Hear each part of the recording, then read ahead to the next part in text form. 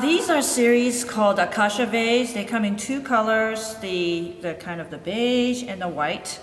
The Akasha vases with saucer comes as a unit, so you get the combination of three containers with a tray.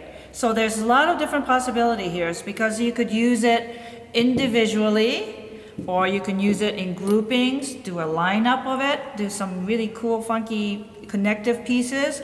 You can have this as a holder for a candle. You can do a design in it. It's certainly deep enough to have foam in there and do design in it, or you can put it all together. And just like the Clarity, the set, you can make it into a collection like this, into which you can do a design as well. Now, if you want to do that, because these are separate pieces, what you might want to do is take the dashes, the U-glue, and attach them so that after you go ahead and design in them, they don't move around, shuffle around, and you could carry it, the whole thing as a unit. I think it's probably a good idea if you want to use it as a set to go ahead and have it sort of secured down with these dashes. I think it makes it easier for moving them. After these containers are strapped down with the U-glue dashes so that it's easy to transport, then you can sort of set it up to create an intriguing, very simple design.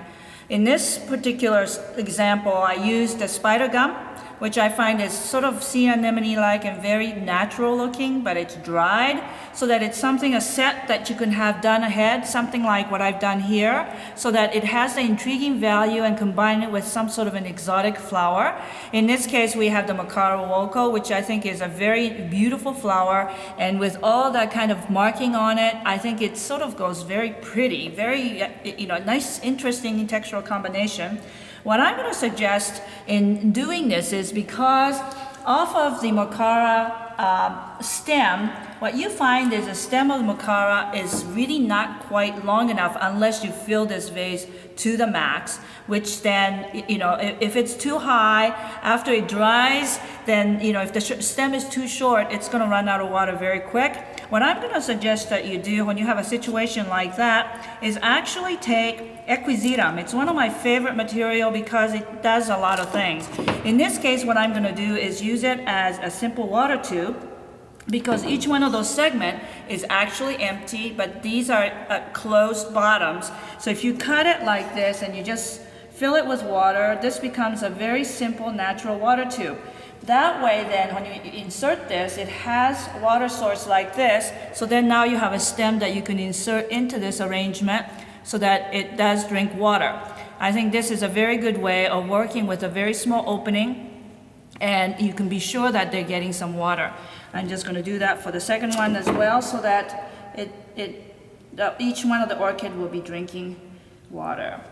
Now there's also a way that sometimes, not so much with this orchid because these stems are not really, really strong, but if you have a much stronger stem such as anthurium and you want to do the same kind of treatment, what I suggest is actually filling this with a little bit of floral foam, wet, so that it's a nice solid tube of foam, and then you can then insert it into there. Just that these stems are a little soft, so it's really hard to push it in. But this way you know that they're drinking water, and so it's really, really good. Now, the other option with these equisetum is that you could actually make it so that it's longer. So if it's in a taller vase and you want it to drink water, another thing that you can do is puncture this through so that those nodes, the bottoms of these tubes, you actually puncture right through, and then you actually put in chenille into it, because chenille wicks up water.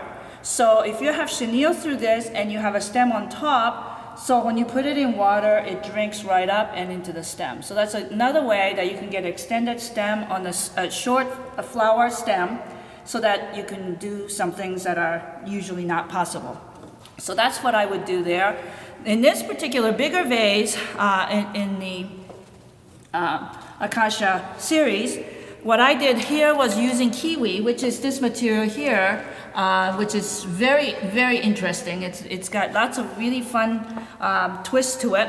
And into it, I actually attached some of the spider gum so that it has that, again, almost like a sea-like, anemone-like sort of growth of dried material, and into it just simply put in the alocasia and one stem of macara, and it looks very interesting. I think the key today is, especially when you have a beautiful, elegant container, don't stuff it and fill it so you don't see it anymore. You want to feature it and create something intriguing, and then just a good 1 or 2 simple stems of flowers to make something very elegant.